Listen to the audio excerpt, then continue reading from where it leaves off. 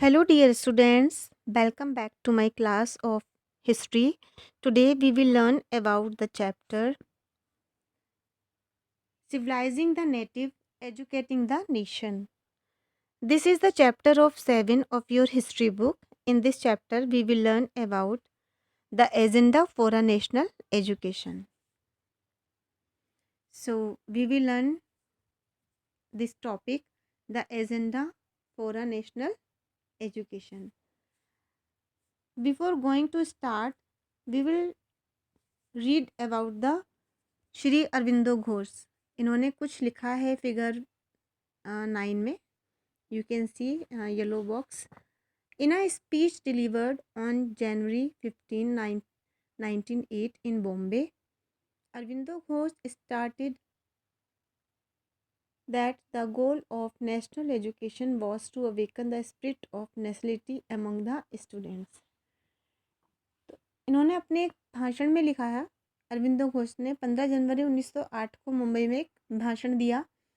राष्ट्रीय शिक्षा पर बोलते हुए उन्होंने कहा कि इसका लक्ष्य छात्रों में राष्ट्रीयता का भाव जागृत करना है. This required a contemplation of the heroic deeds of our ancestors.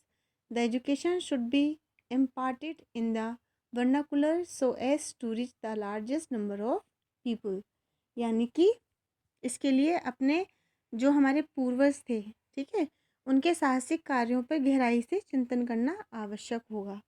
शिक्षा को, अब जैसे कि इन्होंने बोला, Aurobindo Ghosh emphasized that although the students should remain concerned connected to their own roots, okay, they should also take the fullest advantage of modern scientific discoveries and western experiment in popular governments. यानी कि अपने पूर्वजों के साहसिक कार्यों पर गहराई से चिंतन करना जरूरी है. शिक्षा को मातृभाषा में होना चाहिए. वो ये चाह रहे थे कि शिक्षा जो है वो हमारी मातृभाषा में होना चाहिए, मदर टंग में होनी चाहिए, जिससे कि अधिक से अधिक लोग जो है इसको पढ़ सकें या अधिक से अधिक लोगों तक ये पहुंच सके. तो अरविंदो ने इस बात पर भी जोर दिया कि छात्रों को अपने मूल के साथ, यानी कि अपने रूट्स के साथ जुड़े रहना चाहिए. फिर भी उनको आधुनिक वैज्ञानिक आविष्कारों तथा लोकप्रिय शासन व्यवस्था के संदर्भ में पश्चिम देशों का अनुभव का भी भरपूर लाभ उठाना चाहिए. Moreover the student should also learn some useful craft so that they could be able to find some moderately remunerative employment after leaving their schools. यानी कि जब वो अपना स्कूल छोड़े तो वो क्राफ्ट वगैरह सब कुछ सीख चुके हों, यानी कि हस्तकला में वो निपुण हो चुके हों, जिससे कि उनको रोज़गार मिल सके. ठीक है, यानी कि वो एम्प्लॉई हो पाए. ठीक है, so let's start the topic, the agenda for a national education. British official were not the only people thinking about education in India. मतलब यहाँ पे ब्रिटिश ही नहीं थे जो सोच रहे थे भारत की शिक्षा के ऊपर. From the early 19th century, यानी कि 19वीं शताब्दी में, many thinkers from different parts of India, यानी कि भारत के बहुत सारे पार्ट से भी बहुत सारे जो थिंकर्स थे, begin to talk of the need for a wider spread of education. यानी कि शिक्षा को फैलाने के लिए वो काफ़ी कुछ सोच रहे थे. ठीक है, और इसकी ज़रूरत पर भी वो ध्यान दे रहे थे. Impressed with the development in Europe, यानी कि यूरोप में डेवलपमेंट होने के साथ, सम इंडियंस फेल्ट, कुछ इंडियंस ने जो है वो फील किया कि western education would help moderate India. यानी कि इंडिया को वो एजुकेशन, वेस्टर्न एजुकेशन से वो क्या कर रहे हैं, मॉडरेट कर रहे हैं, यानी कि मॉडर्न बनाने में हेल्प कर रहे हैं. They asked to British to open more schools. तो ब्रिटिश ने जो है वो भी ये किया कि काफ़ी सारे स्कूल्स ओपन किए, कॉलेजेस एंड यूनिवर्सिटी उन्होंने खोली, एंड स्पेंड मोर मनी, और बहुत सारा जो खर्च था, धन था, ऑन एजुकेशन, शिक्षा के ऊपर उन्होंने खर्च किया. You will read about some of these efforts in chapter 9. उन्होंने जो भी कुछ किया, जो एफर्ट्स किए, वो हम चैप्टर 9 में पढ़ेंगे. देयर वर अदर इंडियंस, कुछ और इंडियंस थे, however, who reacted against western education, यानी कि जो वेस्टर्न एजुकेशन के खिलाफ थे. Mahatma Gandhi and Rabindranath Tagore were two such individuals. यानी कि महात्मा गांधी और रविन्द्रनाथ टैगोर, इन ये दो शख्सियत भी थी जो इस एजुकेशन को नहीं मान रही थी.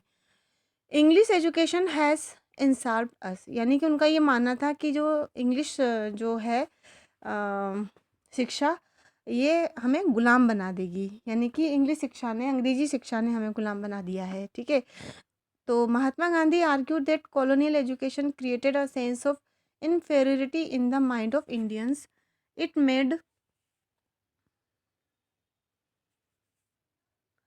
it made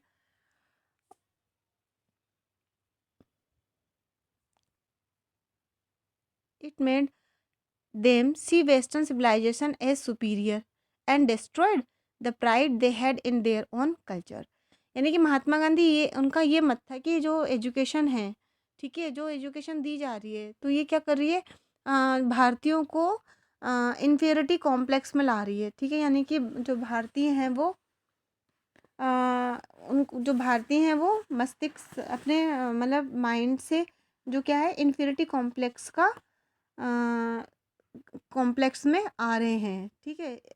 और it made them see western civilisation as superior, यानी कि उन्होंने वेस्टर्न सिविलाइजेशन उनको सुपीरियर बना दिया एंड डिस्ट्रॉय।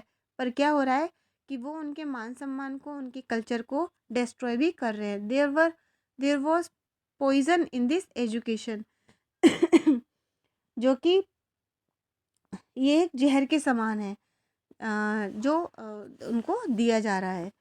ठीक है। ये किस तरह से, इंग्लिश एजुकेशन के through.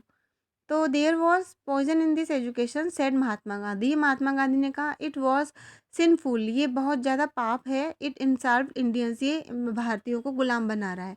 It cast and evil spell on them. ठीक है। तो ये भारतीयों को अपना दास बना रहा है, इसने लोगों पर अपना प्रभाव भी डाला है। Charmed by the West, appreciating everything that came from the West, Indians educated in these institutions began admiring British rules. तो क्या हुआ कि इसने लोगों को प्रभाव डाला। इसके मुताबिक पश्चिम में अभिभूत पश्चिम से आने वाली हर चीज़ को प्रशंसा करने वाले इन संस्थानों में पढ़ने वाले भारतीय ब्रिटिश शासन को पसंद करने लगे थे। ठीक है ना। जो लोग वहाँ पढ़ाई कर रहे थे, जो लोग वहाँ से शिक्षा ले रहे थे, तो वो उन सब चीज़ों को पसंद कर रहे थे। Mahatma Gandhi wanted an education that could help Indians recover their sense of dignity and self-respect. Mahatma Gandhi ये चाह रहे थे कि शिक्षा ऐसी होनी चाहिए जो उनको डिग्निटी दे, उनको मान सम्मान दे, उनके सेल्फ रिस्पेक्ट को बढ़ाए।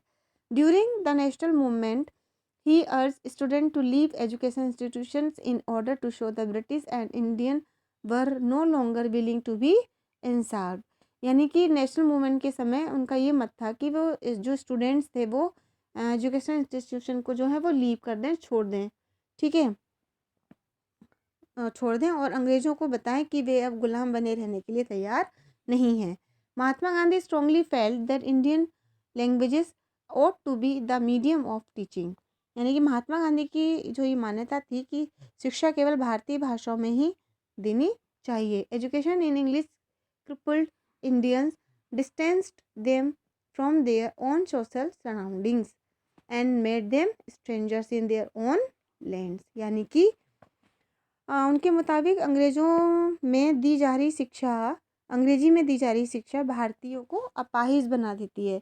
उसने उन्हें अपने सामाजिक परिवेश से अलग कर दिया है और उन्हें अपनी ही जमीन पर उनको अजनबी सा बना दिया है। Speaking of foreign tongue, despising local culture, the English educated did not know how to relate to the masses। यानी कि अब उनकी राय में विदेशी भाषा बोलने वाली स्थानीय संस्कृति से नफरत करने वाले अंग्रेजी शिक्षित भारतीय अपनी जनता से जुड़ने के तौर तरीके भी भूल चुके थे। Western education, Mahatma Gandhi said, focused on reading and writing rather than oral knowledge. यानी कि महात्मा गांधी ने वेस्टर्न एजुकेशन को देखा तो वहाँ पे क्या था कि वो केवल रीडिंग और राइटिंग पर ही जो है फोकस कर रहे थे, बल्कि और जो ओरल नॉलेज था बच्चों का उस पर वो ध्यान नहीं दे रहे थे। यानी कि सबसे ज़्यादा फोकस उनका रीडिंग और राइटिंग पर था। It values text book rather than lived experience and practical knowledge. यानी कि वो सिर्फ टेक्स्ट बुक पे ही जो काम वगैरह था वो सब हो रहा था, लेकिन जो उनको एक जो एक्सपीरियंस होना चाहिए, डेली लाइफ से रिलेटेड एक्सपीरियंस होने चाहिए या फिर प्रैक्टिकल नॉलेज होनी चाहिए, वो चीज़ें नहीं थी। He argue that education ought to develop a person's mind and soul उनका ये मानना था कि जो शिक्षा है वो लोगों को दिल से और दिमाग से क्या है डेवलप करती है। लिटरेसी और simply learning to read and write, क्या मतलब हुआ इसका? केवल साक्षरता यानी पढ़ने लिखने की क्षमता या लेना ही शिक्षा नहीं होती है। People had to work with their hands, लोगों को अपने हाथ से काम करना चाहिए। लर्न ए क्राफ्ट, क्राफ्ट सीखना चाहिए। And how and know how different things operated, और कैसी और कौन सी चीज़ें जो डिफरेंट तरह की हैं जिनको हम कैसे ऑपरेट कैसे करें ये जानना चाहिए। This would develop their mind, ये माइंड को विकसित करती है करेगी। And their capacity to understand, और समझने की के लिए उसको कैपेबल होगी और उसे कैपेसिटी भी देगी, यानी कि उसको समझने की क्षमता और क्षमता देगी।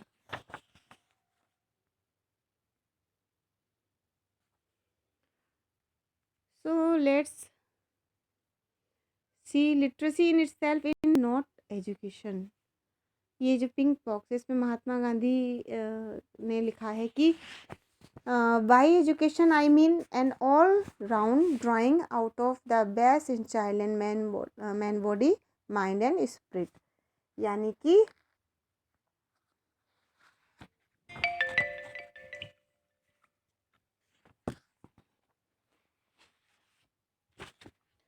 शिक्षा से गांधी जी ने जो लिखा है कि शिक्षा से मेरा मतलब इस बात से है कि बालक है ना, बच्चा और मनुष्य के फिजिकल माइंड और जो उसका जो वो है क्या बोलते हैं स्पिरिट, ठीक है, सामने लाया जाए, उनकी इन चीज़ों को सामने लाया जाए। Literacy is not the end of education, literacy ही जो है शिक्षा का अंत नहीं है, नॉर इवन द बिगनिंग, और ना ही शुरुआत है। It is only one of the mean whereby man and women can be educated, यानी कि यह तो केवल एक साधन है जिसके जरिए पुरुष और महिलाओं को शिक्षा दी जा सकती है। Literacy in itself is not education. I would therefore begin the child's education by teaching it a useful handcraft and enabling it to produce from the moment in begin its training. Is training, I hold that the highest development of the mind and the soul is possible under such a system of education. यानी कि यहाँ ये मतलब हुआ कि यह ladies के लिए जेंट्स के लिए होना चाहिए। साक्षरता अपने आप में शिक्षा नहीं होती, जो मतलब कि मैं बच्चों को शिक्षित करते हुए सबसे पहले उन्हें कोई उपयोगी हस्तकौशल है ना, हैंडीक्राफ्ट सिखाऊंगा और उन्हें शुरू से ही कुछ रचना पैदा करने के लिए तैयार करूंगा, ठीक है। I hold that the highest development of the mind and soul is possible under such a system of education. Only every handicraft has to be taught not merely mechanically as is done today but scientifically, यानी कि उनका ये मानना है कि दिमाग और आत्मा का सर्वोच्च विकास इस तरह की शिक्षा में ही संभव है। प्रत्येक हस्तकौशल आज की तरह केवल यांत्रिक ढंग से ही नहीं बल्कि वैज्ञानिक ढंग से भी पढ़ाया जाना चाहिए। सॉरी, यांत्रिक ढंग से मतलब हो गया मैकेनिकली, और साइंटिफिकली हो गया आपका वैज्ञानिक, ठीक है। That is the child should know the why and the wherefore of every process, यानी बच्चे को प्रत्येक प्रक्रिया के क्यों और किस लिए का पता होना चाहिए। ये महात्मा गांधी ने लिखा है कि साक्षरता ही शिक्षा नहीं है। Sorry, as nationalist sentiments spread, other thinkers also begin thinking of a system of national education which would be radically different from the set up by the British. यानी जैसे जैसे राष्ट्रीय भावना का प्रसार हुआ है ना, कई दूसरे विचारक भी एक ऐसी राष्ट्रीय शिक्षा प्रणाली के बारे में सोचने लगे जो अंग्रेजों द्वारा स्थापित की गई व्यवस्था से आमूल तौर पर भिन्न हो। यानी कि सभी लोग ये सोचने लगे कि जो ब्रिटिश जो भी शिक्षा दे रहे हैं, जो भी एजुकेशन प्रणाली में कर रहे हैं, तो बिल्कुल वो ऐसी शिक्षा को लाना चाहते हैं जो उनकी शिक्षा से भिन्न हो। Now next topic is Tagore abode of peace, यानी कि टैगोर का शांति निकेतन। अब आप पूछोगे कि टैगोर का शांति निकेतन क्या है, तो many of you may have heard of Shantiniketan, बहुत सारे लोगों ने शांति निकेतन के बारे में सुन रखा होगा। डू यू नो, तो क्या तुम जानते हो वाई इट वॉज इस्टेब्लिश्ड, ये क्यों इस्टेब्लिश किया गया, एंड वाई हुम, और किसके द्वारा किया गया। Rabindranath Tagore started the institution इन 1901। रविन्द्रनाथ टैगोर ने 1901 में ये इस इंस्टीट्यूशन की शुरुआत की थी। तो 1901 में रविन्द्रनाथ टैगोर ने क्या किया था, जल्दी से मुझे कमेंट सेक्शन में बताइए। ठीक है। As a child Tagore hated going to school. जैसे कि आप लोगों का, आप लोग आनाकानी करते हो ना स्कूल आने में, बस वैसे ही जो टैगोर थे ना, वो भी जो है स्कूल आने से, मतलब स्कूल आने का मन नहीं करता था उनका जब वो बच्चे थे। He found it suffocating and oppressive. मतलब उनको वहाँ पे क्या ना, दम घुटता था, उनको वहाँ पर अच्छा नहीं लगता था। The school appeared like a prison. उनको ये लगता था कि वो किसी जेल में आ गए हैं, मतलब जो स्कूल है वो उनको जेल की तरह दिखता था। For he could never do what he felt like doing. और उनको ये नहीं समझ आता था कि वो क्या करें, क्योंकि जो बच्चे थे ना वो अपनी मनमानी तो कर नहीं पाते थे, जैसे कि आप लोग हैं। So while other children listen to the teacher. जब दूसरे बच्चे टीचर की सुन रहे होते थे, to Tagore mind would wander away. तो उनका दिमाग क्या हो रहा था, वो इधर उधर भटक रहा होता था। किसका दिमाग इधर उधर भटक रहा था, जल्दी से मुझे कमेंट सेक्शन में बताएं।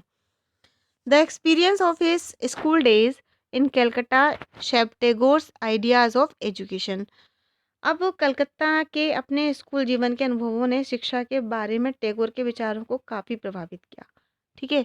ऑन ग्रोइंग अप, जब वो बड़े हो रहे थे तो he wanted to set up a school where the child was happy. वो स्कूल एक स्टार्ट करना चाहते थे जहाँ पर कि बच्चा बहुत खुश हो पाए, खुश रह पाए। Where she could be free, वहाँ पे वो अपने आप को स्वतंत्र पाए। And creative, where she was able to explore her own thoughts and desires, जहाँ पर वो फ्री हो, एक्सप्लोर कर पाए अपने आप को, अपने विचारों को और अपनी इच्छाओं को।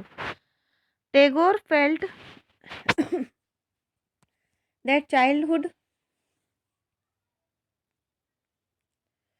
childhood ought to be a time of self-hearing outside the rigid and restricting discipline of the schooling system set up by the British। यानी कि जहाँ वे मुक्त और रचनाशील हों, जहाँ वे अपने विचारों आकांक्षाओं को समझ सकें। टैगोर को लगता था कि बचपन का समय अपने आप सीखने का समय होना चाहिए। ठीक है। वह अंग्रेजों द्वारा स्थापित की गई शिक्षा व्यवस्था से, कड़े और बंधनकारी अनुशासन से मुक्त होना चाहिए। मतलब कि जो ब्रिटिश जो थे वो क्या था, वह डिसिप्लिन को ज़्यादा वो मानते थे। लेकिन टैगोर का कहना यह था कि जो भी बच्चा हो, जो भी स्कूल जाए, उसको फ्री होना चाहिए। ठीक है। अपने डिज़ायर को, अपने थॉट्स को एक्सप्लोर करने के लिए। ठीक है ना। Teachers had to be imaginative. अब यहाँ पे क्या था कि वे अंग्रेज स्थापित मतलब शिक्षक कल्पनाशील हों। Teachers had to be imaginative. Teachers जो हैं वो इमेजिनेटिव हों। अंडरस्टैंड द चाइल्ड, जो बच्चे को समझ सकें। And help the child develop her curiosity, यानी कि उनकी जो भी क्यूरियोसिटी हो बच्चे की, उसको डेवलप करने में मदद करें। अकॉर्डिंग टू टैगोर, टैगोर के अनुसार the existing school killed the natural desire. जो एग्जिस्टिंग स्कूल होते हैं वो क्या कर रहे हैं, बच्चों की जो डिज़ायर होते हैं, नेचुरल डिज़ायर्स होती हैं, उसको मार रहे हैं। Of the child to be creative her sense of wonder. यानी कि उनके किस चीज़ को वो ख़त्म कर रहे हैं, डिज़ायर को।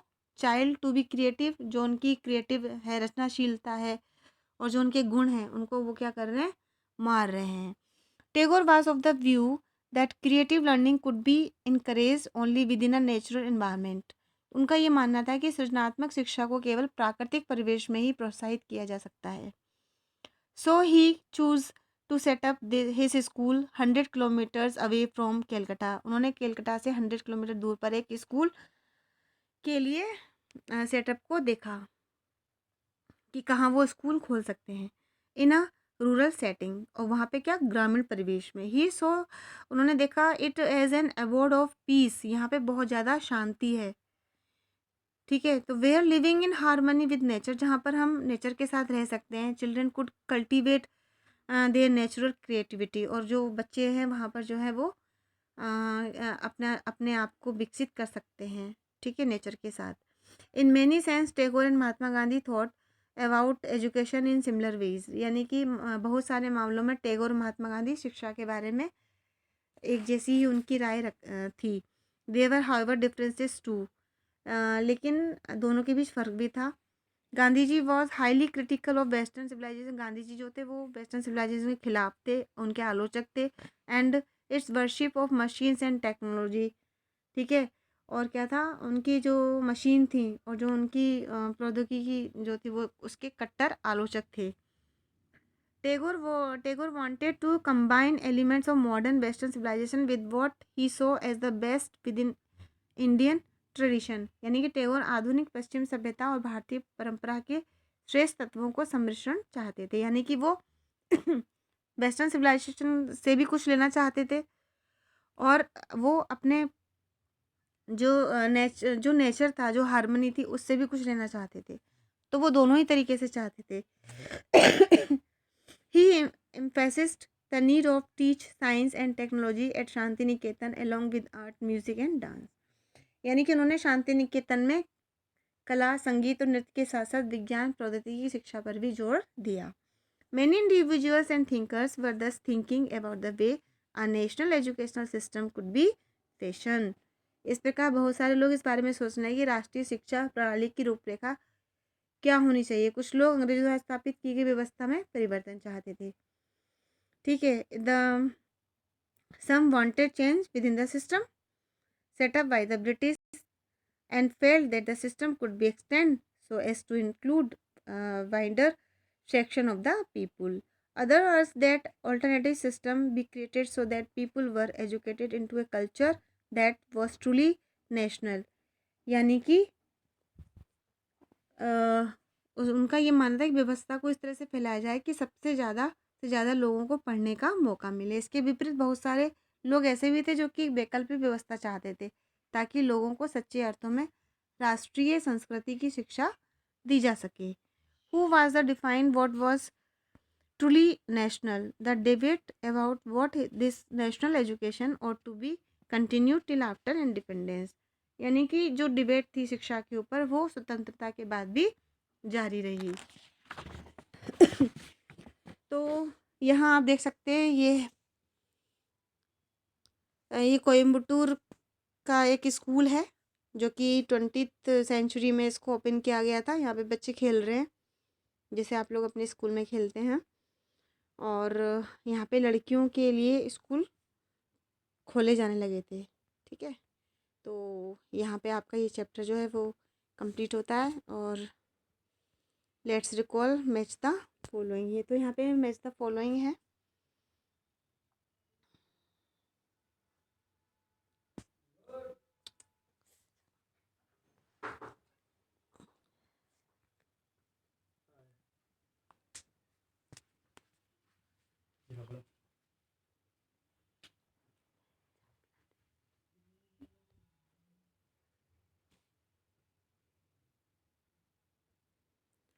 अब यहाँ पर हम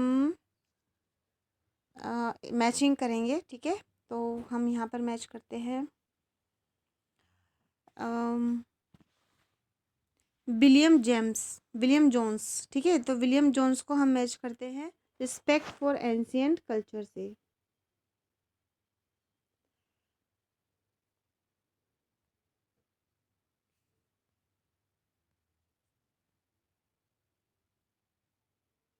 ओके, आई थिंक अब आपको यहाँ पे दिखाई दे रहा होगा क्लियरली, ओके।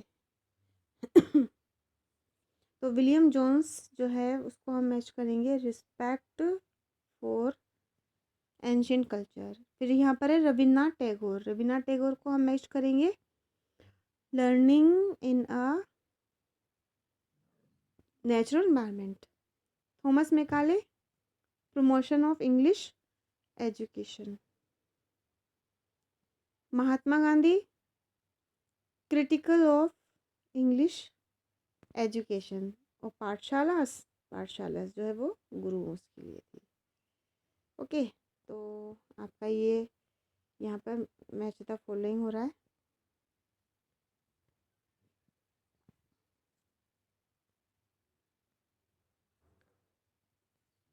नेक्स्ट हम पार्ट देखते हैं। तो अब यहाँ पर आ रही है आपकी ट्रू फॉल्स, ठीक है।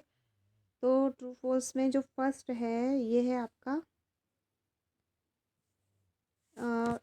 James mill was served critic on of the orientalist. Okay, James मिल क्या थे? वो क्रिटिक थे। ठीक है, तो ये ट्रू है। The 1854 dispatch on education was in favor of English being introduced as a medium of higher education in India। ठीक है, तो ये भी राइट है, ट्रू है। Mahatma Gandhi thought that promotion of literacy was the most important aim of education. Mahatma Gandhi ने तो कभी ऐसा नहीं सोचा था, तो ये क्या है? फॉल्स है। Raveena Tagore felt the children ought to be subjected to strict discipline. बिल्कुल नहीं, अभी हमने कुछ देर पहले ही पढ़ा था कि रवीन्द्रनाथ टैगोर किस तरह की शिक्षा प्रणाली चाहते थे, तो ये भी फॉल्स है। ओके, सो आई होप कि आपको ये चैप्टर समझ आया होगा एंड इसको आप रिवाइज कीजिएगा। मिलते हैं नेक्स्ट वीडियो में। Till then bye.